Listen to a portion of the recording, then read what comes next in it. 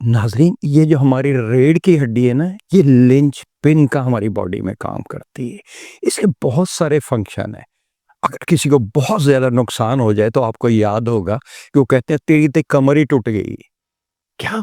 मतलब इतना ज़्यादा नुकसान हो जाता है, अगर इसमें प्रॉब्लम आए कि वो सँभलना मुश्किल हो जाता है। ये ऑफ़िशियली 3 काम करती है बेसिकली।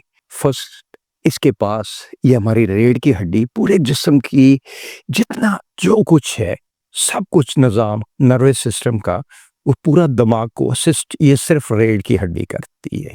यहाँ से स्पाइनल नर्व्स निकलती है और पूरे जिस्म में सेंसेस को कंट्रोल करती हैं। सेंसरी कंट्रोल पूरा का पूरा इसके पास है।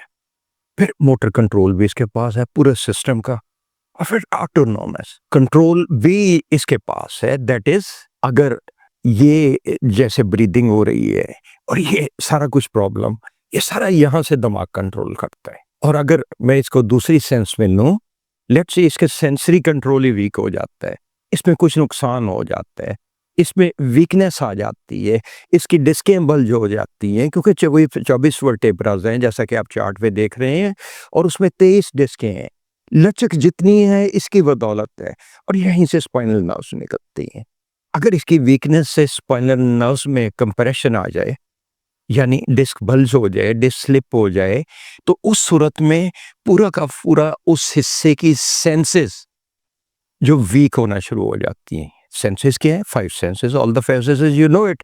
देखना, सुनना वगैरह, टच, टेस्ट, स्मेल, ये सारी चीजें वीक होना शुरू हो जाती हैं। और अदरवाइज अगर इसमें कमजोरी आ जाए तो बी लाइकली चांस होता है कि ये इंजरी हो जाएगी। इससे रीढ़ की हड्डी में इंजरी आ जाए तो वो फिर वही पुरानी बात कि तेरी तो कमर ही टूट गई है। फिर बैलेंस आपका, इसकी वजह से आपका बैलेंस जो है, ऐसे करें, ऐसे करें, ऐसे करें, जैसे करें, झुके जैसा, सारी लचक और बैलेंस इसके जरिए है। फिर आपका पोस्चर, ये बुढ़ापे में कमर झुक जाती है। वो क्यों झुक जाती है? जब इसमें कमजोरी आती है तो फिर झुकती है। कुछ लोगों के हंच बनने लगता है ऊपर, कुछ लोगों की कमर झुक जाती है बुढ़ापे में, इसलिए कि कमजोरी आती है। तो ये जो रीढ़ की हड्डी है, ये ऐसी चीज है जो पूरे जिस्म के लिए इसको स्ट्रेंथन करना इंतहाई जरूरी है। पूरे जिस्म को अगर हमने ठीक रखना है, अगर हमने अपने आप को फिट रखना है, यहीं से इवन ब्रीदिंग को, हमारे पसलियों को, हमारे वाइटल ऑर्गन्स को, यहीं से तमाम तर जो नर्व्स हैं वो इनिशिएट होती हैं और उन यहीं से कंट्रोल होती है। और इसकी निस्बत, अगर इसकी मुनासबत से मैं ये कहूँ कि इसकी वजह से जो हमारी मोबिलिटी है वो इंतहाई मजबूत रहती है, मोबिलिटी बेहतर रहती है।